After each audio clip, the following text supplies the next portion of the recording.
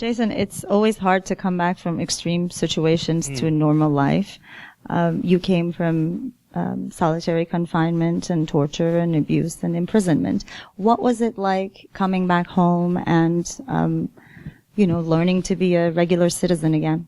I'm still learning. I'm 3 years and about 3 months into being free. And I was only held for a year and a half only. But there's still aspects of my brain chemistry and experience in the world that are very different than they were before all of this happened to me. I think the first couple of months were very hard in that you want to be happy. You want to feel, you should feel very lucky, free. But from the first night of freedom, first I went to a military base in Germany where I got medical treatment, and then we were brought back to the U.S. and the Post was very nice to send Yegi and I on a kind of short second honeymoon to Key West. The Post was opening up their new newsroom.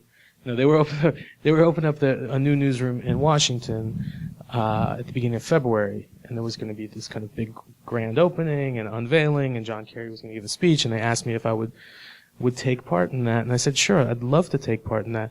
I just don't want to hang out in snowy D.C. for 5 days. Can I go somewhere warm? And they sent us to Key West. And it was the first night my wife decided that she was tired because we'd been through a crazy ordeal for a year and a half. She wanted some sleep. And I decided to venture out and go have some dinner in a restaurant. And they put a menu in front of me. And I had to make choices. And this was really the first time I had, the opportunity to make a choice for myself in a year and a half.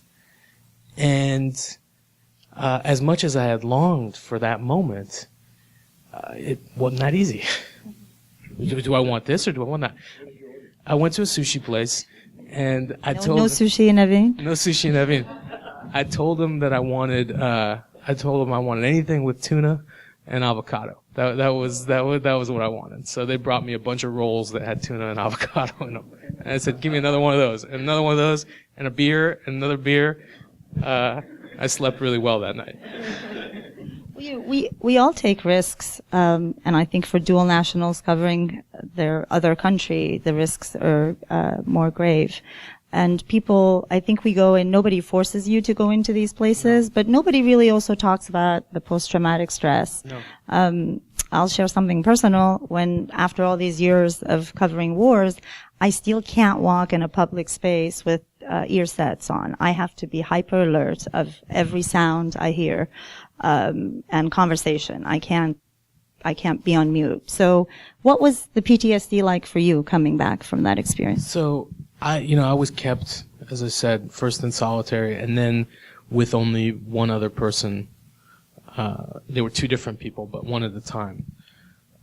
So being in a room like this with a lot of people, or any place that had a lot of people, was very jarring. Multiple conversations going on were very confusing, disorienting.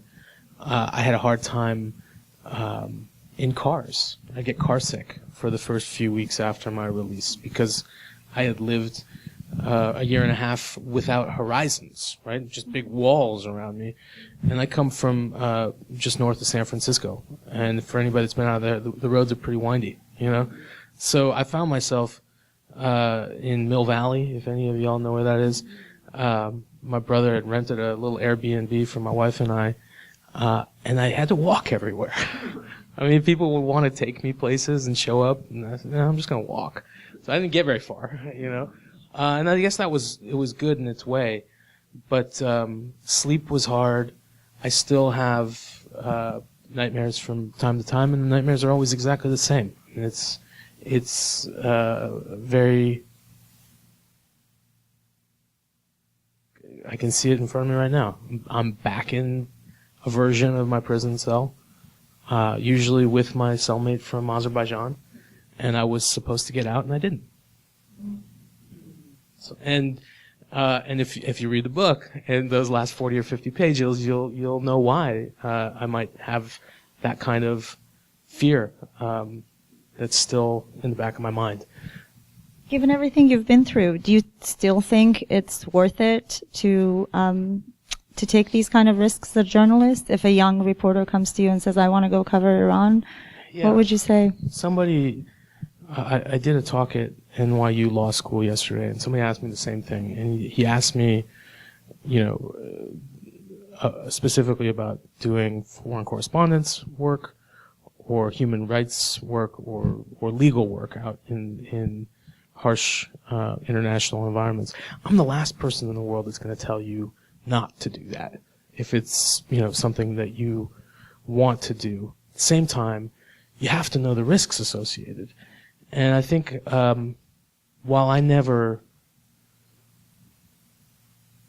expected that what happened to me would happen, but I always accepted it as a possibility. I think anybody that works in Iran as a journalist, as a dual national, has to have had thought about that. I mean, there's too many stories in the last decade or so of people like us, not so different, and actually, in fact, people that we know that end up spending long stretches of time in prison.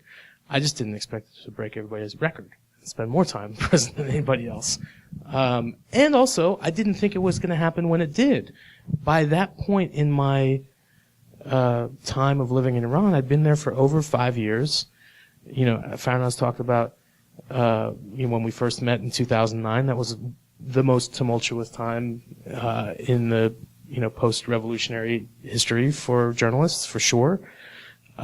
We were all told to leave, some of us more politely than others. I left for a few months. I came back and I stayed. And those were dark days. The second term of Mahmoud Ahmadinejad was not a happy time in Iran. It was difficult. And I thought that I'd survived the worst.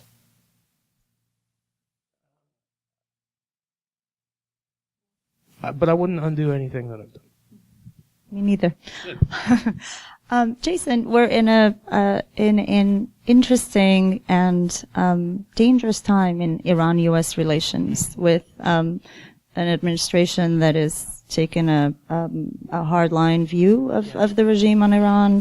They just sanctioned the Revolutionary Guards and branded them as a terrorist organization.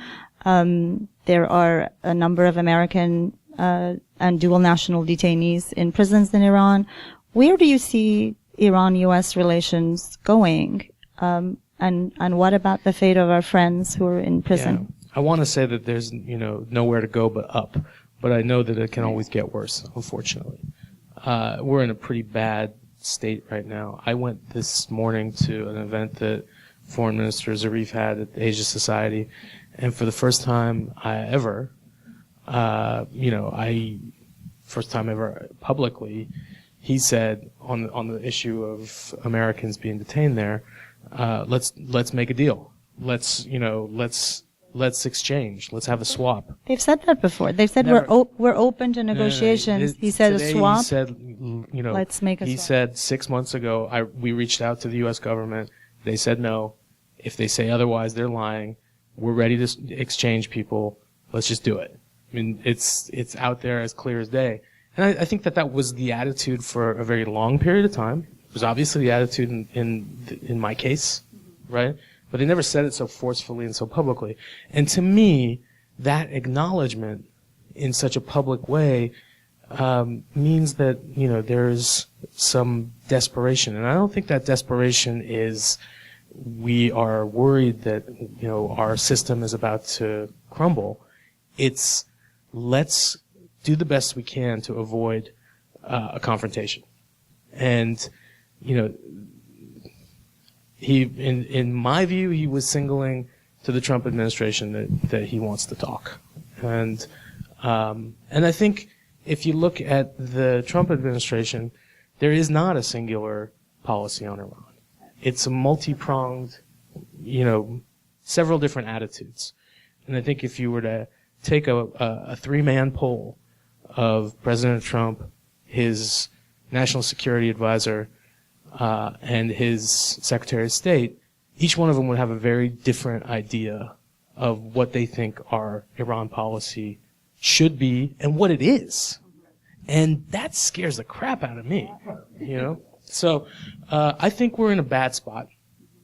I think the likelihood of, you know, kind of stumbling into confrontation, I never know what that means when people say that, but the possibility of something really bad happening that is avoidable seems higher right now than it did 6 months ago or a year ago or 2 years ago.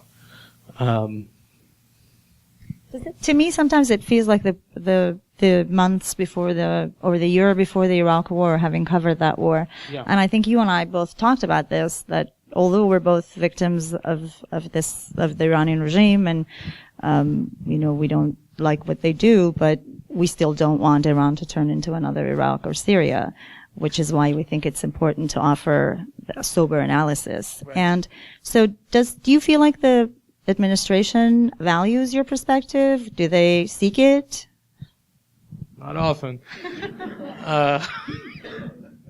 Every once in a while, on very specific issues, I'll be asked to take part in a roundtable, and you know, if they're looking at me as maybe a devil's advocate on certain issues, I don't see them implementing anything that I have to say. And that's fine. I mean, that's their prerogative. It's not my job. But I can't be silent about what I perceive as big mistakes that they're making. And, you know, I think ultimately we hear a lot from this administration that they want to free Iran for the Iranian people. I mean, I heard that story before in a lot of different countries. While we ban you from entering the U.S. and sanction you. Exactly. While we take hundreds of thousands of your male citizens who were forced to do their military service in a particular branch of the government, and now because they did that military service in the IRGC, are ostensibly terror suspects in the eyes of the United States of America. People that if you're Iranian, you definitely know somebody who did his mandatory military service. It's the luck of the draw in Iran. It's total luck of the draw. You could be placed by lottery in the IRGC for your draft. Yeah. And then, you know, we've also criminalized, you know, being an Iranian citizen generally in the sense that you're barred from entering the United States of America. We've taken the incredible step of but forcing European citizens who've been to Iran to go and get a visa to come to the United States of America. I mean, we are criminalizing contact with that country.